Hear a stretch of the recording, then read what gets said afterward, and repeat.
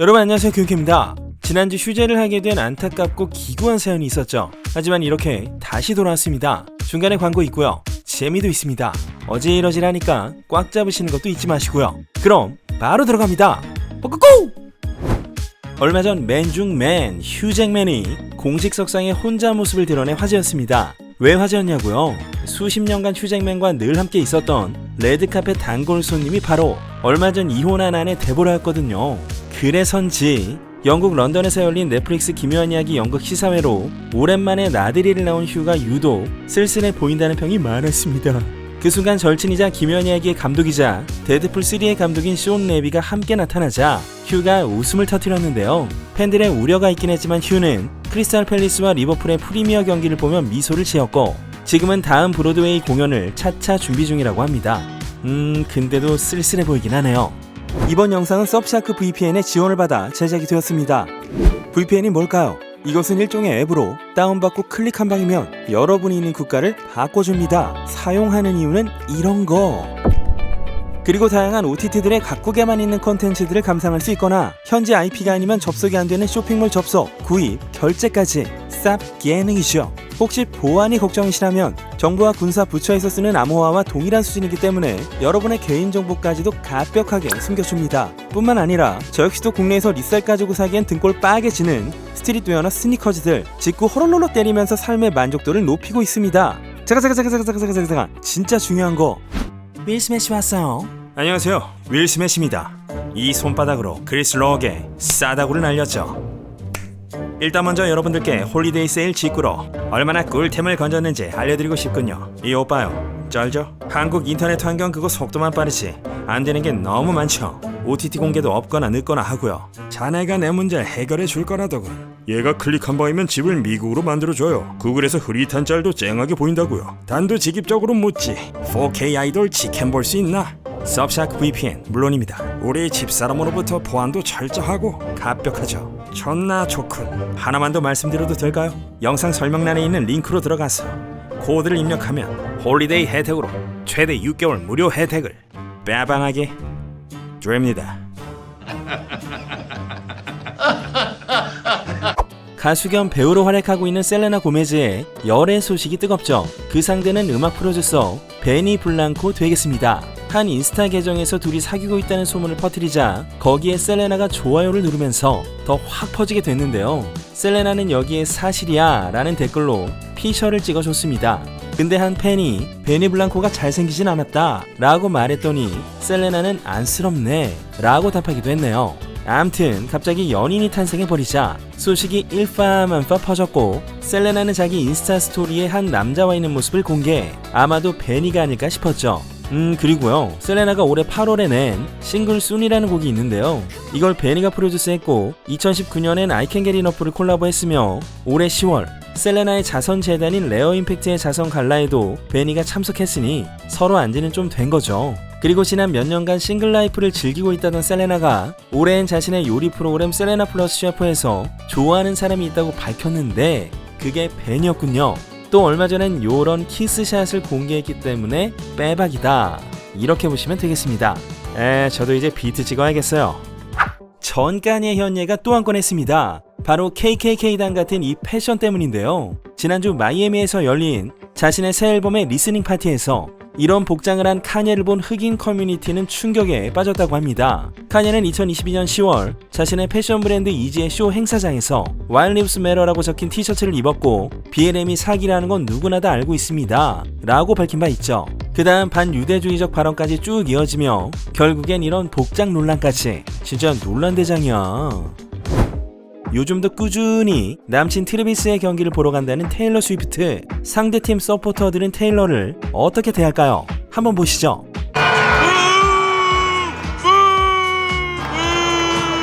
어우, 야유가 아주. 그러나 테일러는 여유 있는 모습. 이걸 보니까 이달 초 타임즈와의 인터뷰가 떠오르더라고요.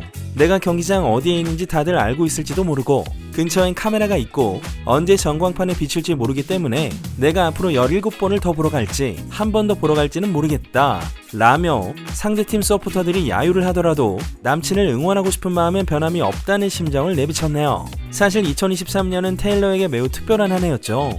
특히 투어가 너무 큰 성공을 거뒀고 매회 큰 경기장을 꽉 채웠는데요.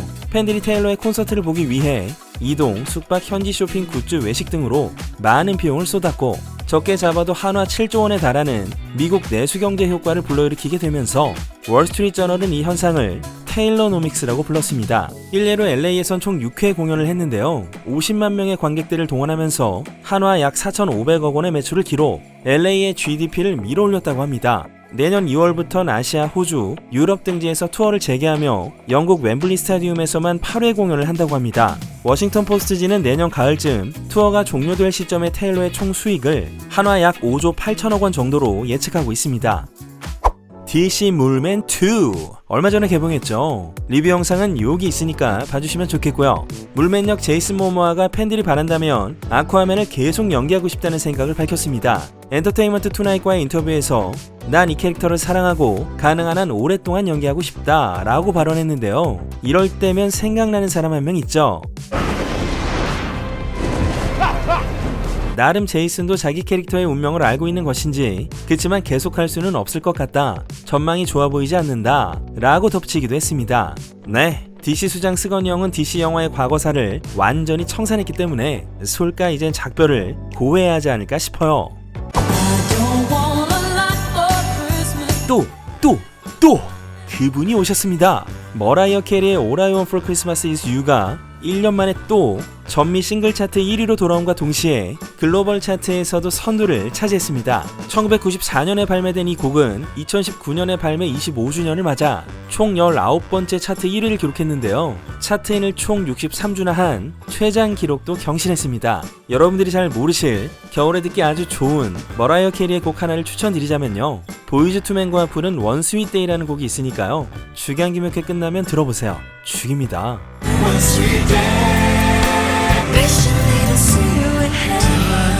머라이어 캐리는 연금 잭팟이 터지는 크리스마스가 우리보다 몇천 배는 더 행복하겠죠. 고 매튜 페리의 사망 2개월이 지나 공식적인 사망 원인이 밝혀졌습니다. 부검 보고서에 따르면 마취제인 케타민에 의한 우연적인 급성 부작용이며 동시에 관상동맥 질환과 익사, 오피오이드계 약물의 영향도 있을 것이라고 봤네요. 전신 마취제인 케타민은 우울증이나 PTSD, 불안장애, 만성통증, 약물이나 알코올 중독 등 정신적인 건강을 위해서도 쓰이며 강한 진통작용과 환각작용을 수반합니다. 매튜 페리는 19개월간 약을 복용하지 않다가 사망 일주일 반쯤 전에 우울증과 불안 증세를 이유로 케타민 주입요법을 받은 것으로 드러났습니다. 담당 검시관은 케타민의 반감기가 3시간에서 4시간에 불과하기 때문에 그의 체내에 있는 높은 농도의 케타민이 치료를 위해 그때 주입한 것인지는 알 수 없다고 지적했으며 일각에선 쾌감을 위해 사용되었을지도 모른다. 혈압을 높이고 과호흡, 경련 등의 부작용도 있기 때문에 이게 치명적이었을 것이라는 전문가들의 지적이 나왔습니다. 독성학 테스트를 통해 통증 치료에 쓰이는 오피오이드계 약물인 부프레노르핀이 검출되었지만 단순 치료 목적 수준이었고 매튜의 집에서 진정제를 포함한 다수의 처방약이 나오긴 했으나 불법적인 약물이나 투약 기구들은 발견되지 않았습니다.